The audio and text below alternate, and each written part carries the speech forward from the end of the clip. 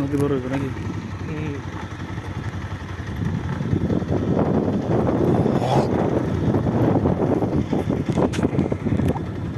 এই যে আমরা নামতে আছি মাথায় মরংনি 45 ডিগ্রি অ্যাঙ্গেল, 35 ডিগ্রি।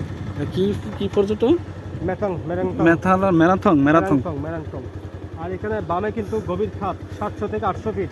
আর এই থেকে নামতে যেমন দেখেন কি অবস্থা। এখানে কোনো ভুল করা যাবে না। এই যে দেখেন পাথর, মার্বেলের মতো পাথর, কিন্তু এই যে এগুলো মার্বেলের মতো পাথর, একটু যদি চাক্কা স্লিপ কাটে আপনাকে একদম ওইখানে নিচে গিয়ে থামাবে। নিচে থামানোর সুযোগ নেই। হ্যাঁ,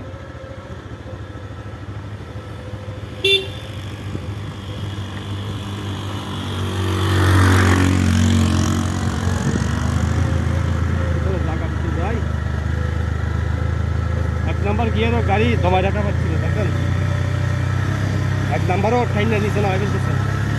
এর গিয়ার না রাখলেও টাইম লাগবে। আপনি স্টার্ট বন্ধ করে দেন। হ্যাঁ, স্টার্ট বন্ধ করে দিলে স্টার্ট বন্ধ করে আপনি পারবেন না, ভুলে করবেন না এই কাজ। সব এই সাইডটা করে। হ্যাঁ, সাইডটা না এক্ষেত্রে ক্লাস টানি দেখতে হইব, ক্লাস টানি ব্রেক চাবি দেখতে হইব। এটা তো অবশ্যই। তবে স্টার্ট বন্ধ করে চালানোর ক্ষতি তো ইঞ্জিনের ক্ষতি।